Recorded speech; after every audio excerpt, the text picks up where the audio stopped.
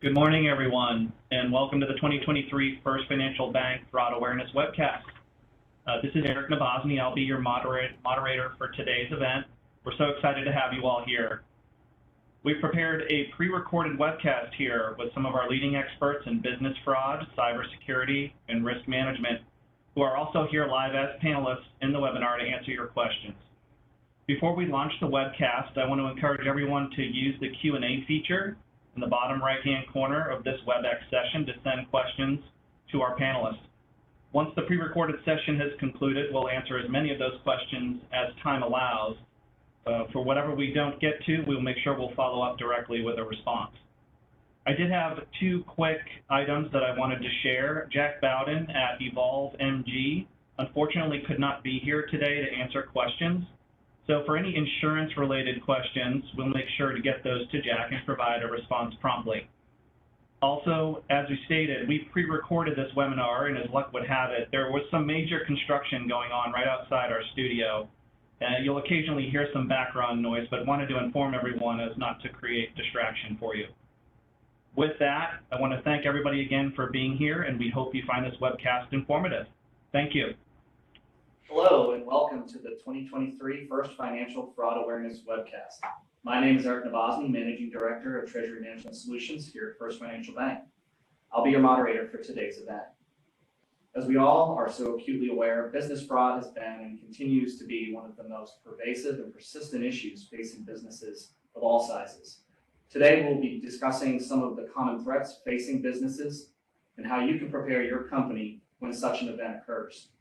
The risks your business face are very real, and our panelists here today will share their thoughts and experience on what they are seeing and share how your business can prepare and also mitigate the potential devastating impacts an attack can have on a business. Today, I will be posing some questions to our four panelists with a focus on three common threats: check fraud, business email compromise, and ransomware. If we have time, I'd like to spend a few minutes to ask our panelists to comment on the impacts of artificial intelligence in this space.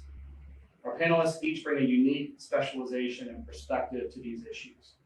And we hope that you take this information back to your management teams and your staff and share the insights that can truly have an impact on your preparedness. We are privileged to have four leading experts in the field of business fraud and cybercrime. We ask that you take full advantage of their expertise and ask questions.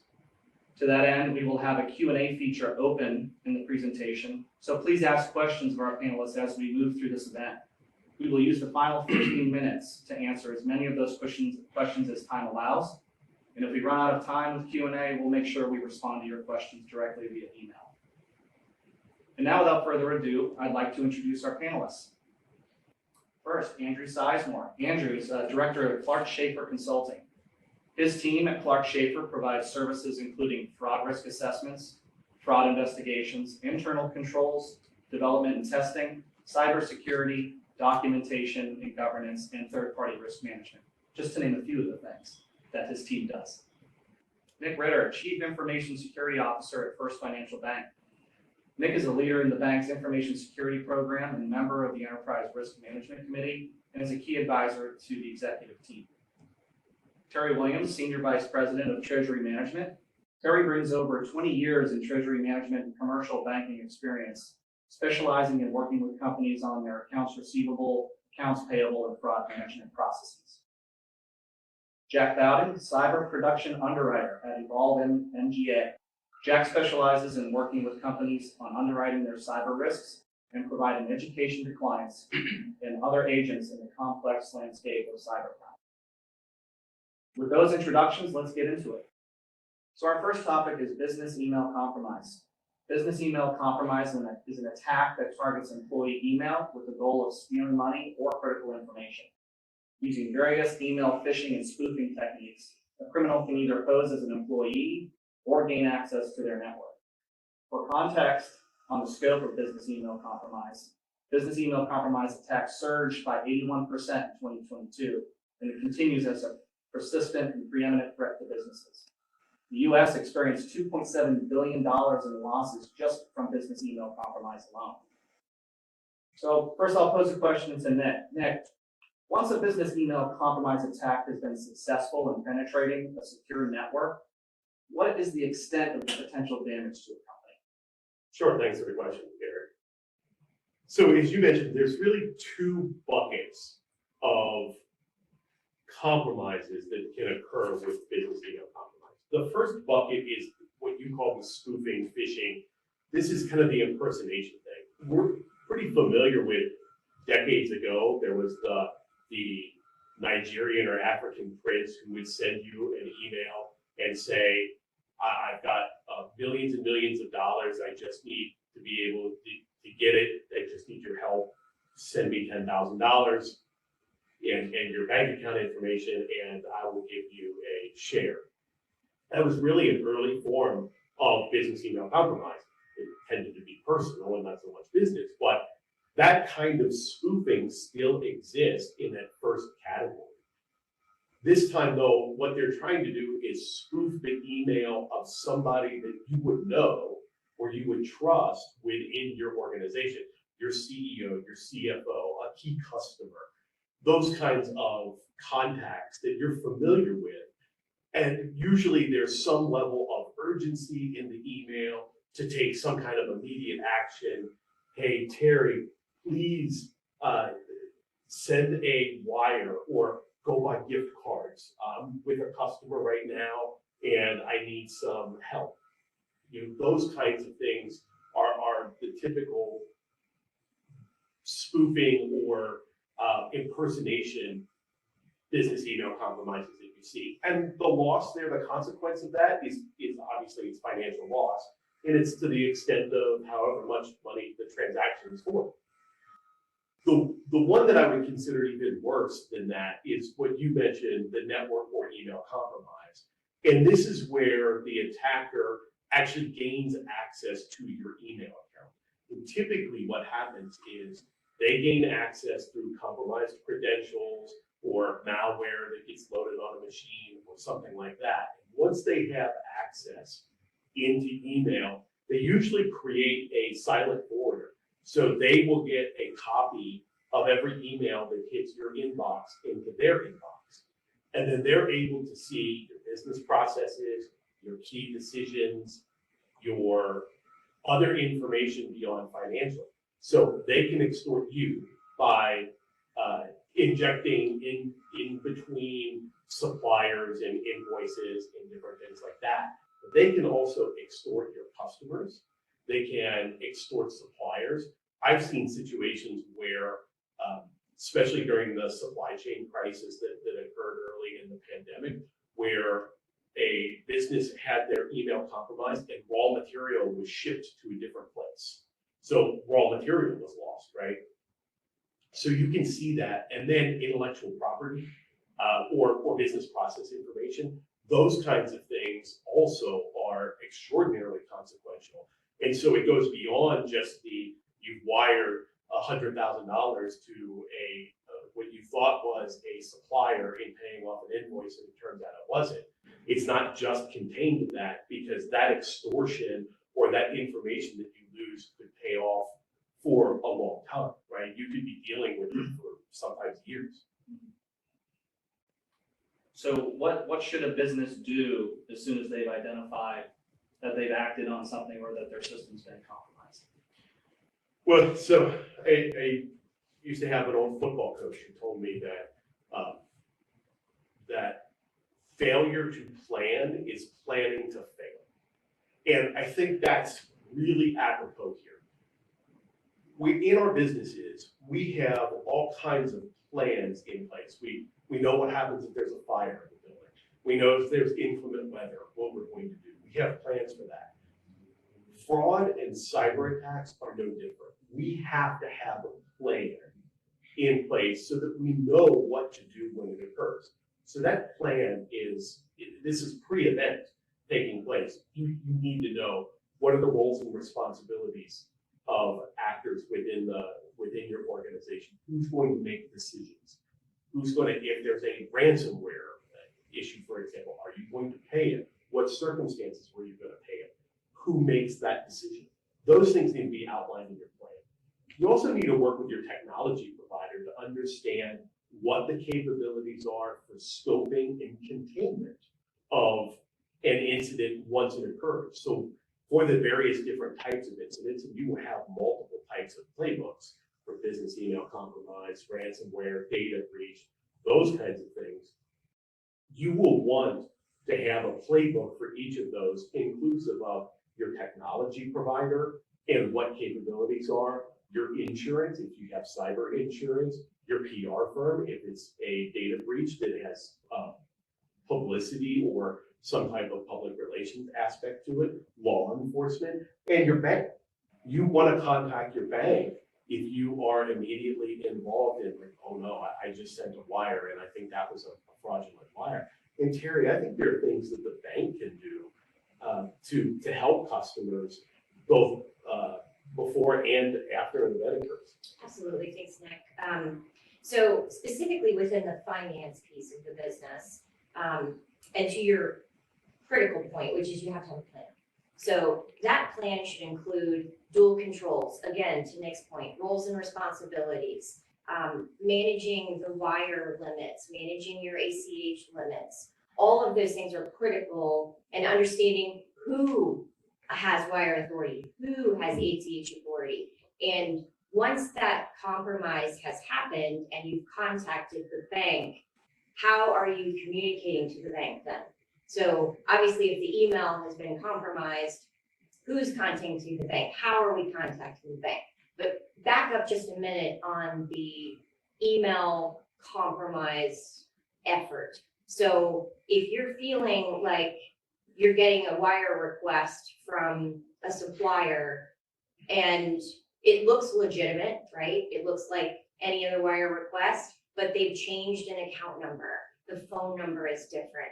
You need to go back into your system and think through, okay, I've got this request from Eric and it definitely looks like a legitimate email, but Eric is saying, but my routing number and my account number has changed. So we need to call Eric, the Eric that we know within our system, and utilize the phone number that we have within the system to make that contact. Jack, this next question is for you. What would a cybercrime policy cover in an instance of email compromise? Business email compromise can be very tricky, as Nick and Terry have absolutely nailed there. And it all starts with that incident response plan to be coming into place, figuring out the full scope of the event. So we're going to get our forensic investigators involved, the data breach attorneys, to see what all information was actually lost in this cyber event. And then breaking it down to, is it as easy as just changing a password, or do we need to dive in and make sure that nobody on the team has actually been affected? So once that has been assessed, we can then see if there was any reputational harm, because maybe the clients actually got affected here as well and they wired money to the wrong location. Once that's been assessed as well, we can make sure that the funds are going to the right location.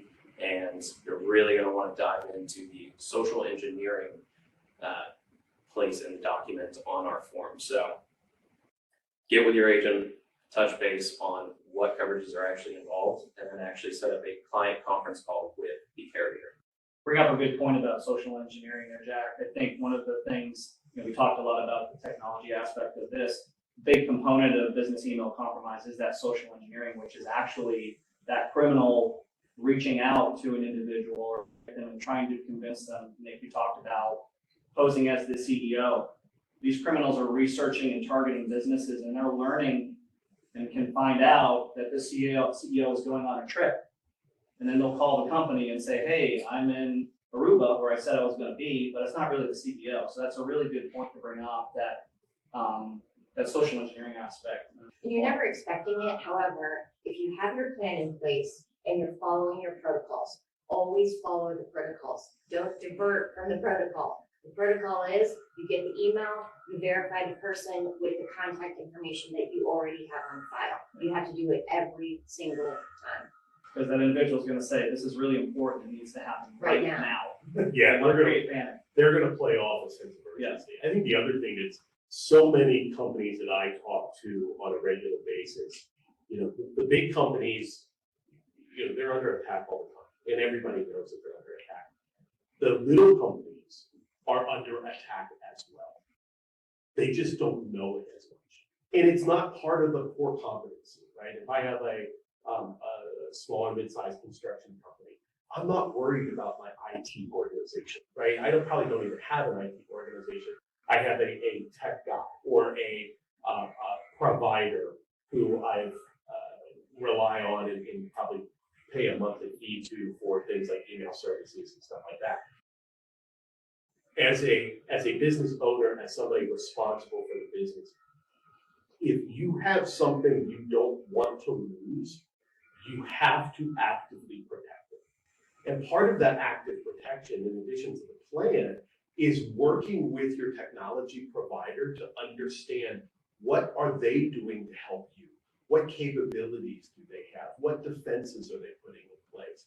How are they protecting you from email compromise, from ransomware, from data breaches? How is that? So in addition to your own processes and your own protocols, work with those who are helping you run your business and make sure that you're talking about this too. Don't just bury your head in the sand or ignore the problem. 70% of all of these cyber events that we're seeing take over the last 5 years have been going after companies with less than 1,000 employees. So they really are focusing in on those small to mid-sized businesses that aren't going to have these huge IT budgets that they can just throw. And they're not the Googles or the Equifaxes of the world. And that's important to note because there's still a ton of great resources that are out there and available for everyone to utilize. And the number one cause is just human error. So. I did have a quick follow-up on that. I'm sure there are folks watching here today that they know they have a business policy, but they're thinking, I have no idea if I have a cyber clause within my policy. What should a client do if they're not aware, and what steps, if they need to take further action, what should they do? The best way is just to pick up that phone, and your guys' agent is going to walk you through the steps. And if anything, they will then contact the carrier and you guys can have a good chat on what is actually covered and making sure that your guys' client has the coverage that they truly need. Great. Andrew, as a risk management auditor in all of this, what area should a company focus on as they're planning and reviewing preparedness for their company? Where do they start? Security awareness training is definitely the place to start. And this applies for both companies, large and small. So we really want to empower employees to be able to look for suspicious behavior. And so common training and education topics are going to include things such as common phishing tactics used, interactive exercises with real life examples, and who to contact if suspicious links are clicked on. So while we can never truly eliminate the risk of business email compromise, we can dramatically reduce it through effective training. And that being said, just how effective is training? Some studies show that employees who receive security awareness training are actually up to 5 times more likely to apply skepticism when dealing with suspicious behavior. And so all in all, this really is an effective manner to kind of arm employees with information up front to look for suspicious activity. Next, I would say that organizations can push for both policy and also system configurations that require strong passwords. And this can also be coupled with multi-factor authentication enablement, which would allow for an additional layer of security to be applied before actually accessing a sensitive account. And as previously mentioned, organizations who maybe don't have a strong IT presence internally can always coordinate with a third-party service provider to both implement technical solutions, but also work to provide security awareness training.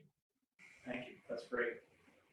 Terry, from a banking perspective, what tools do you talk to clients about to employ in their business? From a financial operations perspective, what things, I know you talked a little bit about managing signers, managing users, limits, other things that you want to expound upon as you help clients get ready for this type of activity? So back to the roles and responsibilities, we really need to be identifying who does what in every scenario and have those protocols in place. One of those things would be dual control. So you really need to have somebody that is setting up the wire and then somebody that is approving the wire. Prior to that wire even being allowed to be input, so to speak, there should be a protocol in place to make sure that nothing's changed. the routing number hasn't changed, the account number hasn't changed. Maybe we're using a repetitive wire or repetitive ACH. And if those things are changing, then again, go back to your protocols of calling ahead to say, is this accurate information? If the bank has a security product, whether it be to gain access into a banking system or whatever, use it, don't opt out of it. You got to take full advantage of what's available to you. Well, great. I think we can't emphasize enough how important it is to pay attention to business email compromise. As you've heard here today, we see a lot, and we can't emphasize enough, business big or small, you really need to pay attention and train your staff and prepare your company. So moving on to ransomware. Ransomware is a malicious software that is used to block computers and network access to a company in order to use this to collect payment from the victim. We saw a spike in ransomware attacks from 2019 to 2022 internationally, and now we're seeing a new baseline here in 2023. And with that, these attacks are getting more sophisticated and new threat actors are entering into the space. According to a recent article in Forbes, ransom payments have climbed along with recovery times.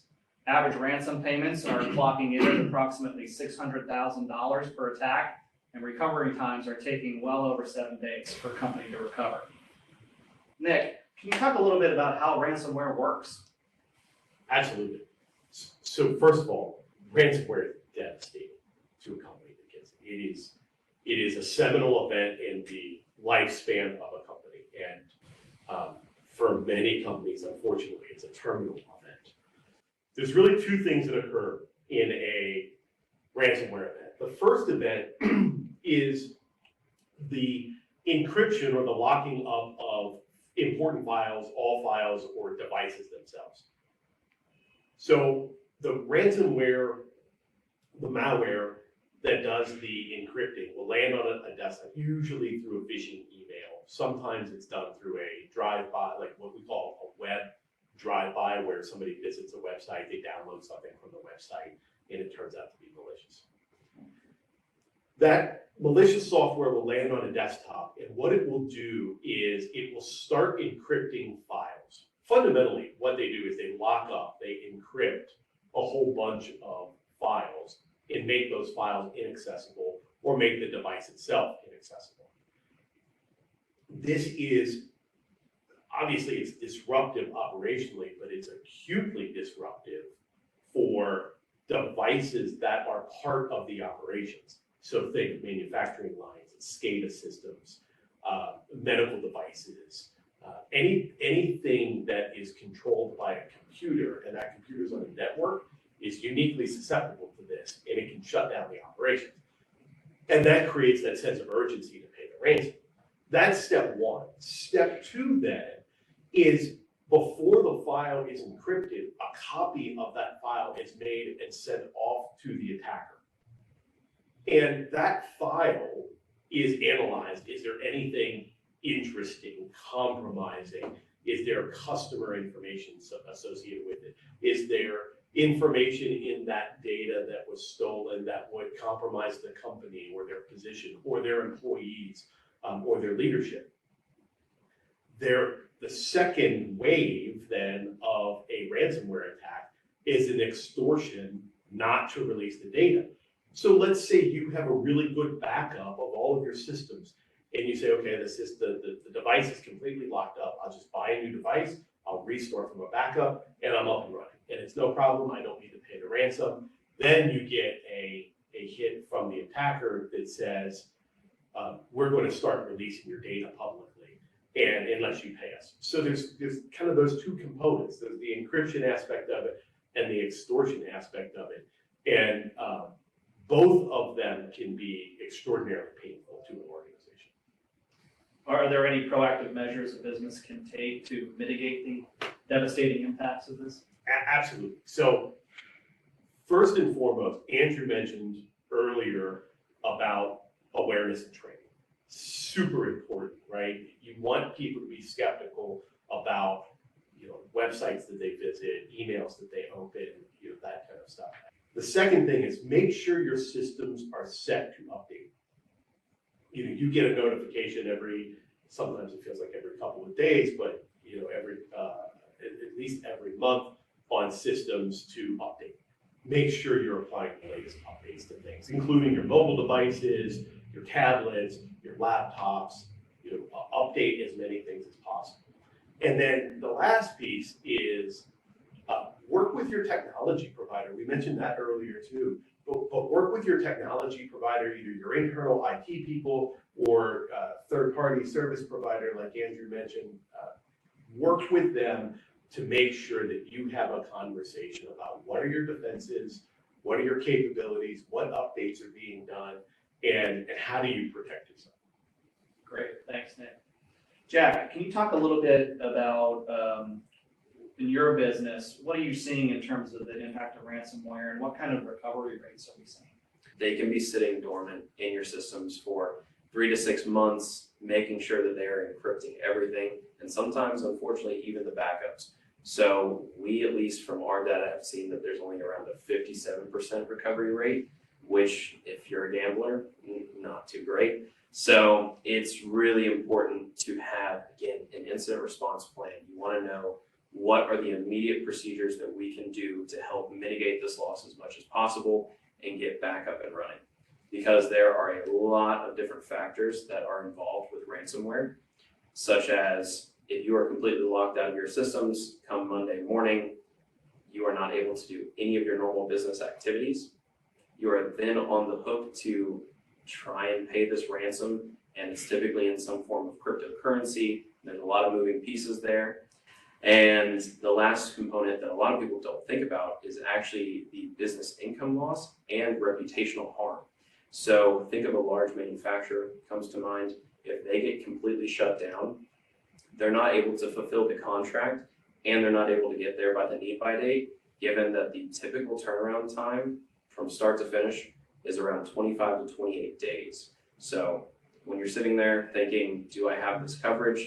It's going to be imperative to have that conversation with your broker, because not many businesses are able to survive with a whole month of being down.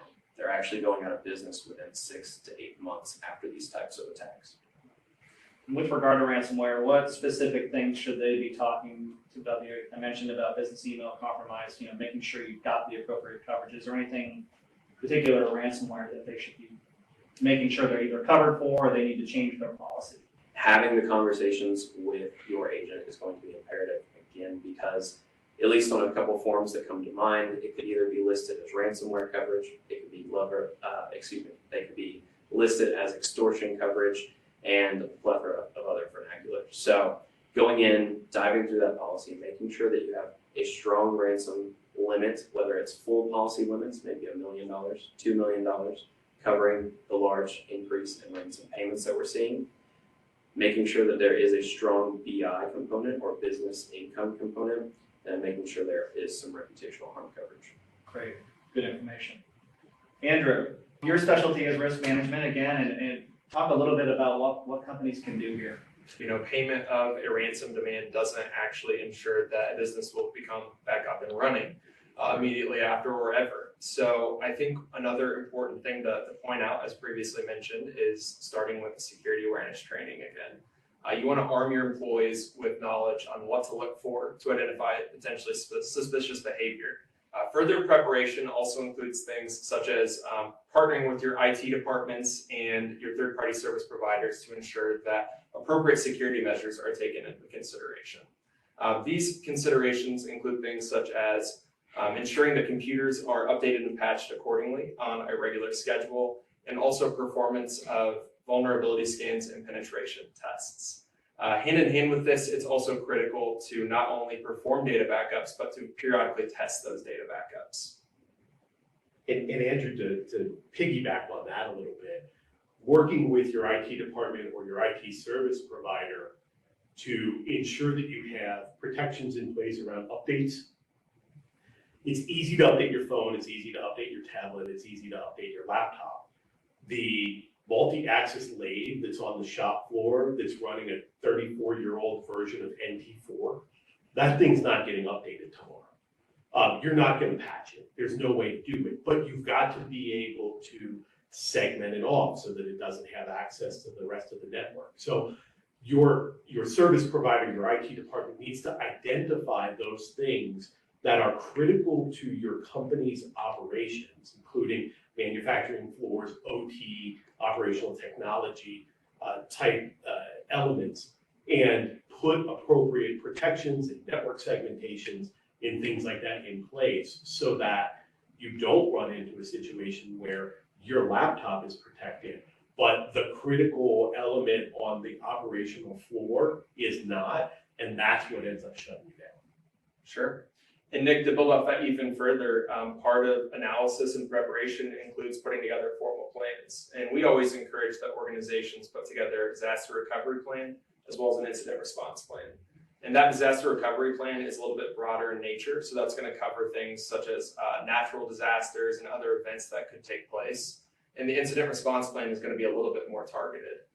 That's going to include specific security related incidents such as a ransomware attack. Ultimately, these are formalized plans that bring into effect procedures to be executed if something like ransomware to occur and the steps that are needing to be taken afterwards. And so having these plans in place isn't enough. Ultimately, organizations still need to periodically test these plans and procedures. And so testing is often performed through what we call tabletop exercises. And these are periodic risk-based simulations that are run. And ultimately, we bring the parties who are responsible for execution of procedures into one room. We walk through a scenario, and then we perform a lessons learned exercise afterwards to pull from this experience and better prepare us for the next time that something may occur. Yeah, great points. I was going to say a lot of the services that Andrew just mentioned will sometimes be accompanied into a very strong cyber policy in their program.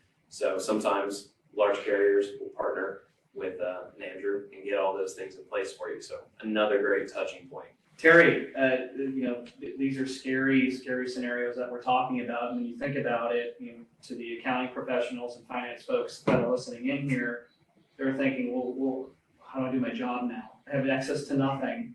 I can't see my bank accounts. I can't process accounts payable. I can't process accounts receivable. How do banks help businesses that are going through these types of things? It's critical that I understand the preparedness, I get all those things, but unfortunately at some point, sometimes they still get through. And it doesn't mean that the bank has been compromised, it means that the credentials were compromised and utilized by the hacker once they got into their system.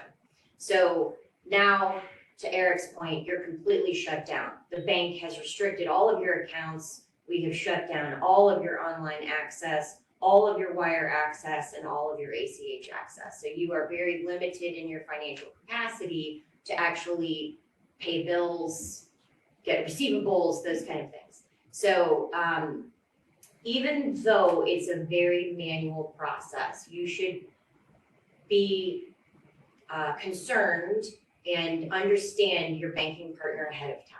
So you should have these conversations with your banking partner to understand what protocols do they have in place to aid your business if this does happen.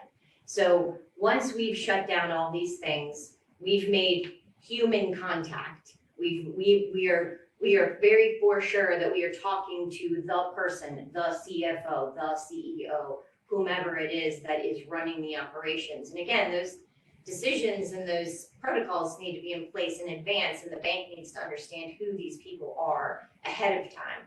The bank can actually still help you operate. And what I mean by that is, even though you've gone into a very manual state, the bank can make exceptions, meaning as checks are still coming in, if you can provide us with the listing of those checks, we can pay them for you.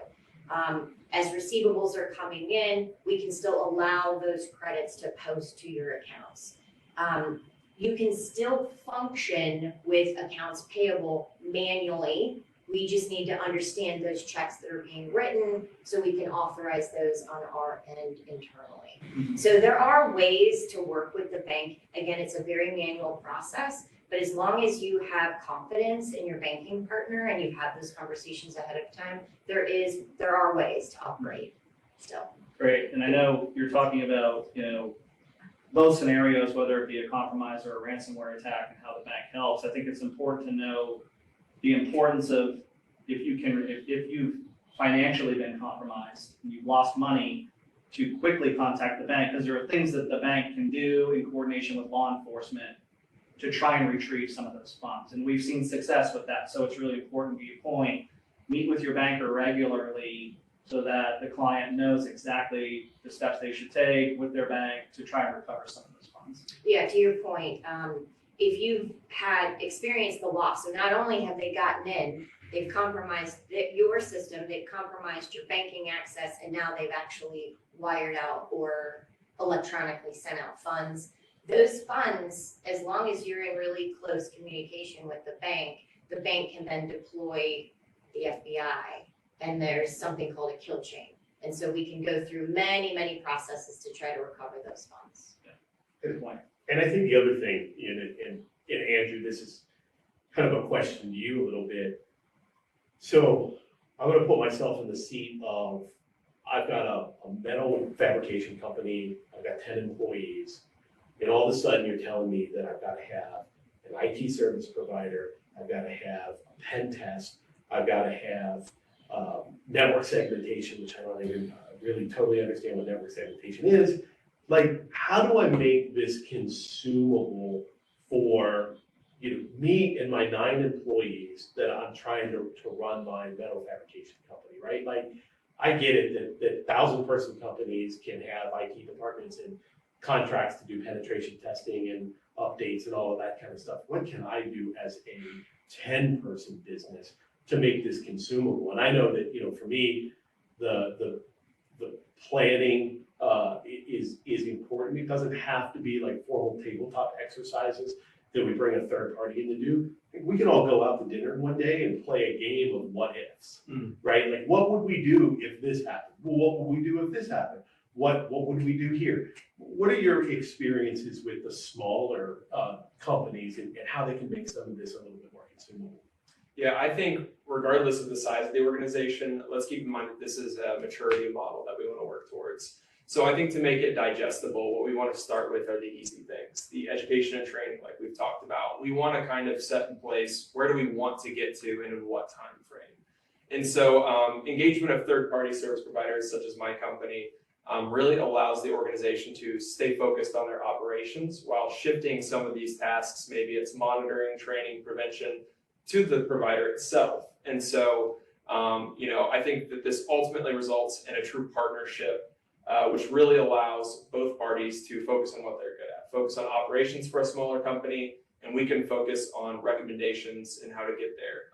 We do typically break those recommendations up into digestible pieces, as we talked about in the maturity model. And it can take a couple of years to get to a true state of maturity. Yeah, but you can do some things, just basic conversations with your IT provider, the person that's delivering for every new employee, the person that's delivering a desktop or a laptop at your site. Talk to that person about what they're doing and how they can help, and put a little pressure on them to do a little bit more to help, right? I think that anything that you do is better than nothing, right? And a key piece of the planning and the ability to deal with these kinds of things is developing relationships. A relationship with your banker, a relationship with your insurance agent, a relationship with your third party, right? Relationships with your suppliers, relationships with your customers, right? Have those, just like any other successful element of business is based in a good relationship. Have good relationships here and keep those lines of communications open. So last but certainly not least, check fraud. The proverbial saying of what's old is new again rings true with check fraud. Still the most consistent fraud threat for decades running, check fraud is in vogue again. FinCEN, which is the government's financial crimes enforcement network, reported an 84% increase in check fraud in 2022. Terry, would you mind talking a little bit about how a company can work with their bank to protect against check fraud? Sure. So the most basic form of check fraud protection is something that's called positive pay. The Cadillac version of positive pay is payee line positive pay. So not only does it verify the check number, the dollar amount, but it also verifies the payee. So I would say this though, I understand we get a lot of pushback from businesses on not wanting to have the expense of the positive pay. So a few suggestions maybe beyond the positive pay. One is you need to reconcile daily. Absolutely. If you're waiting for that bank statement at the end of the 30 days and there is check fraud that happens, that money is long gone. You have a very limited time to report check fraud to the bank as a commercial business. So if you're, like I said, if you're waiting to reconcile and it's not daily, then you're going to lose the funds. That said, two big suggestions. One is electronic payment, which is ACH. ACH is going to be cheaper in the long run anyway. There's a cheaper settlement. It's controlled settlement. Your check number and routing number is not unprotected, flying through the mail system, and you're not paying for check stock and other things. So moving to an electronic payment is the way to go. Truly, the best form of payment is credit card. You are truly protecting yourself with the payment mechanism. So again, in essence, if we're still cutting checks, positive pay. But my ultimate recommendation is to move into the electronic payment world. Yeah, and if you still do have to write checks, another big piece would be separation of duties, which Yes. the person who writes the check shouldn't be the person who reconciles the account. It's just that simple. 100%. Yep. Jack, any comments from an insurance perspective on check fraud? Yeah, so I mean, we have seen a huge rise in those kinds of claims, and the easiest way is to kind of just switch that over to go electronic. We have seen a lot more ACH, and honestly, it's easier to track given that there is like an electronic component there, and you really could dive into, again, the insurance language and make sure that your form is robust enough to pick up paper documents as well as electronic funds. So both of those could get covered in an instance like this. So I want to build off what Terry said. We're always going to encourage organizations to leverage electronic payments when possible. When this isn't possible and we do have to have physical checks on hand, we're always going to encourage our organizations to basically lock those checks up, put them in a locked drawer or a filing cabinet, and then further restrict access to those locked locations only to those who have the authority to write a check in the first place. And then in terms of the ability to issue account information, whether it be physical voided checks or blank checks or account information or documents, we really want to limit those to trusted sources. So anytime there's a question around whether or not a source is trusted, I would encourage further investigation prior to disbursement of documentation. And then lastly, a simple but effective measure that organizations can take is screening backgrounds prior to hiring employees internally. So these screening procedures can check for things like verification of credentials. They can also check for criminal backgrounds and histories, and they can also potentially weed out those who have fraudulent intent in the first place. So we certainly encourage background screening procedures prior to onboarding new employees. Both you and Terry had mentioned kind of leveraging a shift into an electronic form of payment, and to kind of tie the point I made when talking about check fraud is we're seeing some new trends and twists where checks are getting stolen and those criminals are actually going and opening a business account in the name of the payee line of the check. If you think about that, that bypasses a positive pay scenario. That check will clear. It will look to you that it went to the right place and went to the right person. So Eric, I'm curious, how are the fraudsters getting physical access to the check? We're seeing criminals that are actually gaining access to PO boxes and actual postal boxes, stealing keys, and basically they're emptying boxes and they're sifting through that mail. They're looking for checks. And they're not just taking the physical checks and opening up fraudulent accounts or washing them or stealing the routing number and account number. They're also taking the other pieces of mail and using that to further their kind of database of identity theft. I had mentioned at the top of the session webcast today that if we had some time, we wanted to spend a little time to talk about artificial intelligence and the impact that really new technology, new paradigm that we're entering into is the impact it's having on fraud and cybercrime.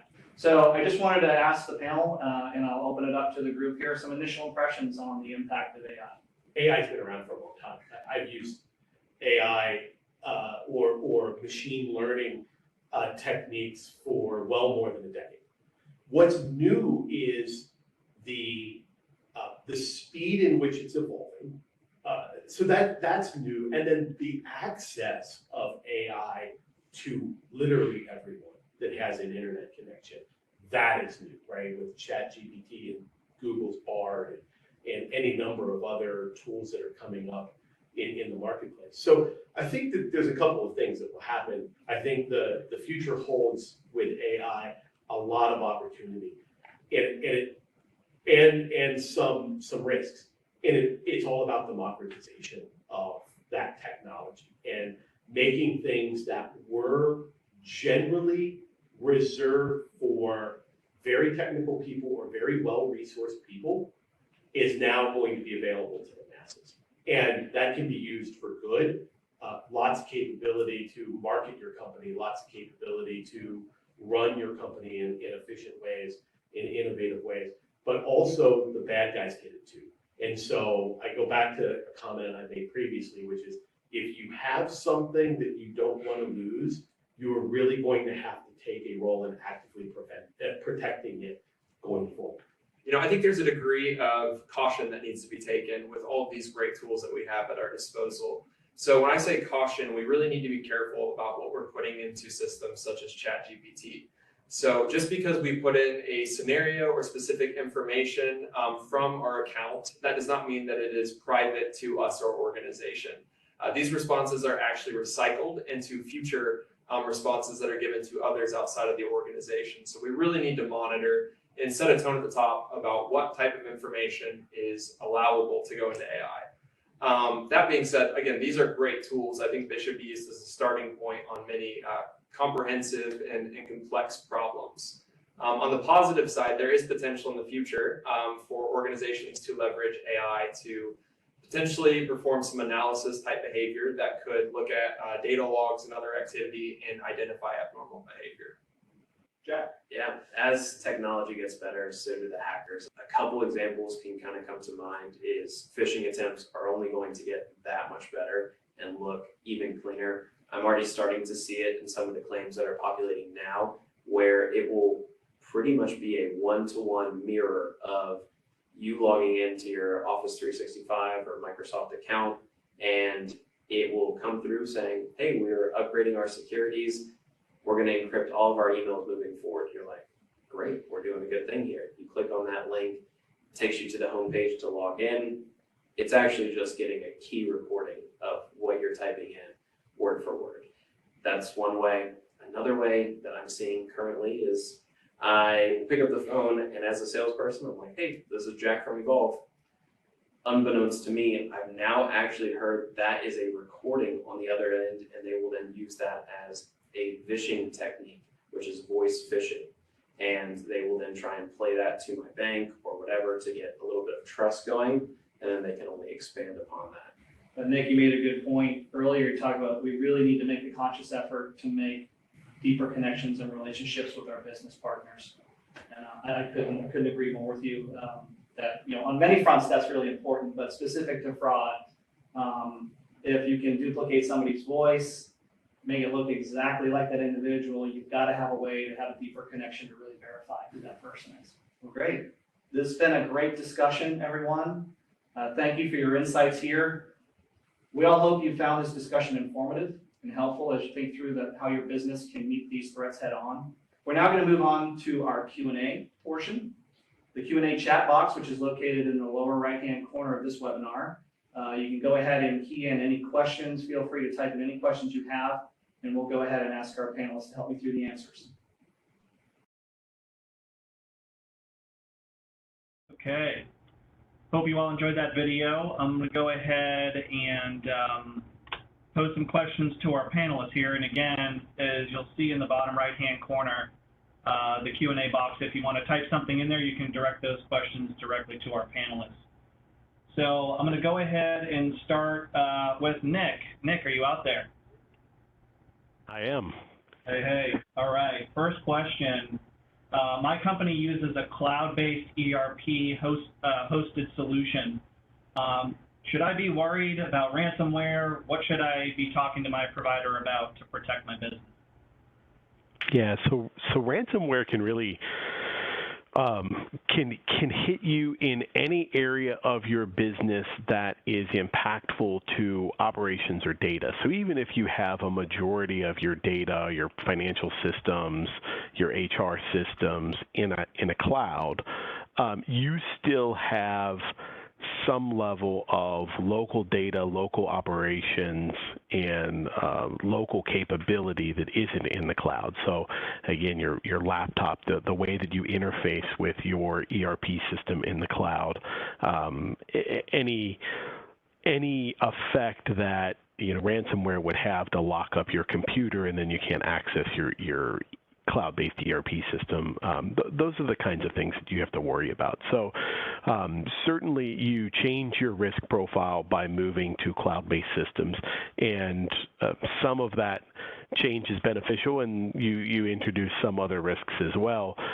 associated with it. But I think that the thing that you've got to worry about most is protecting those assets that are in your control and within your purview, and making sure that you have that full business recovery plan that goes beyond just a cyber attack or something like that. But what happens in case of a fire, a tornado, those kinds of things.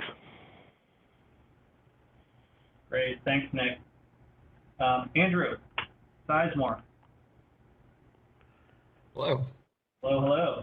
I'm going to ask this question probably in the context of what you see and kind of examples out there in the marketplace. But question is, what do you think is of greater concern for a business? Business email compromise or ransomware, or both? Yeah, sure. I think ultimately my answer is going to be both. I think on the business email compromise side, we just see a much higher volume. So the dollar amounts or loss are essentially lower typically per event, but we just see a much higher volume, and it's a little bit easier to implement and execute in terms of like a foreign bad actor into your environment. The ransomware piece, though, is equally as dangerous and important. It's a much higher transactional cost per event. So ultimately, what I'm trying to say is that both are dangerous. I would ultimately put the business email compromise, though, as a primary focus out of the two. Agreed.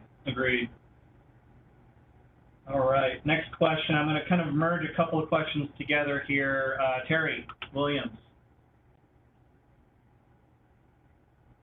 Are you out there? Morning. Hello. Great. Got a couple of questions. I'm going to kind of blend them here together, Terry. Really about, do we have any best practices, in framework for a business to review with their bank? Well, I guess overall, what would you recommend a business do with their bank to review security procedures, things of that nature? We sure do, Eric.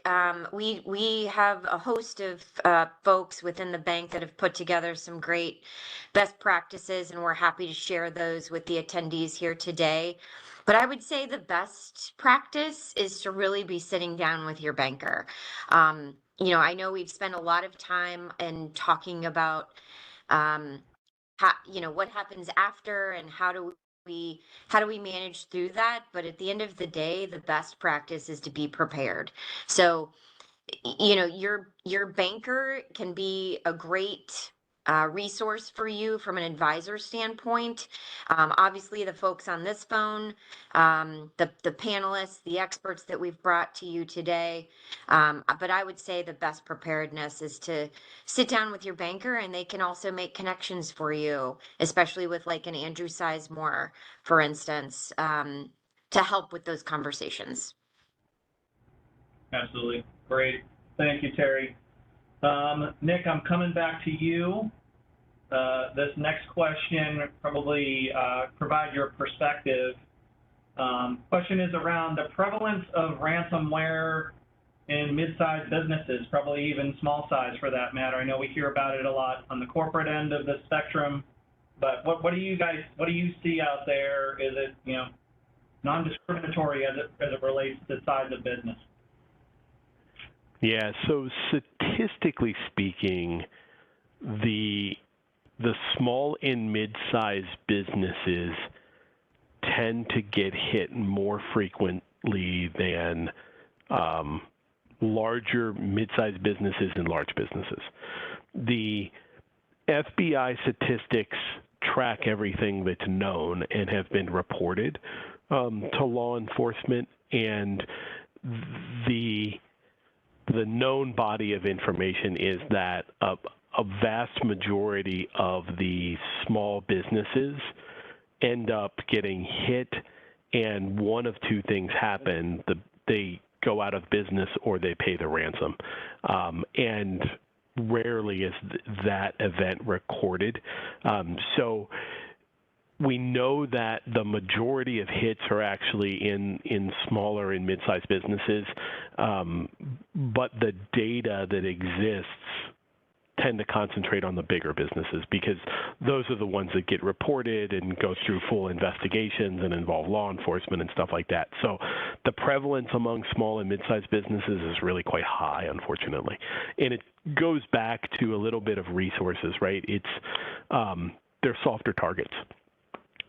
It's easier to hit a 5-person law firm than it is to hit a 10,000-person corporation that has a dedicated CISO and a security budget and all of that kind of stuff. Yeah. Thank you, Nick. Thank you for that. I'm going to try and squeeze in one last question here. Terry, I'm coming back to you. The comment here, some banks require customers to send a secure message to their bank when setting up an ACH or a wire to verify those instructions. Some banks allow the customers to do that online themselves. Any opinion in terms of a best practice there, or you know, what the bank provides to help verify, you know, setting up payment transactions and things of that nature? I would suggest that you're right. They're absolutely correct to start with. The banks have different practices as far as the security of the file that's being sent and the messaging that's being sent. So, if the file's being sent securely, which it has to be, then the follow-up email, it's not going to contain account numbers or routing numbers. It's literally going to contain a dollar amount. But my suggestion is, yes, anytime there is a secure option I would follow that protocol, Eric. Great, thank you. And yeah, I'll add for banks that are allowing you to set up those ACH and wire payments online, make sure you are using what we refer to in the industry as dual control, meaning have one individual set up the payment and another individual create it, so to speak, and send it out. That way you're protecting yourself from potential crime there. So again, thank you. We've reached the top of the hour here, and we're going to go ahead and conclude the Q&A session. I did want to note you will be receiving a thank you email from the bank. And there was a question with regards to getting information on any of the panelists here today. We will be providing the contact information for the panelists that were in this call today. So with that, you'll also be getting our 2023 Best Practices Checklist. So with that, I sincerely want to thank all of our panelists for being part of this event and for all of you being here today. Really, really appreciate it. So with that, have a great rest of your day. Thank you.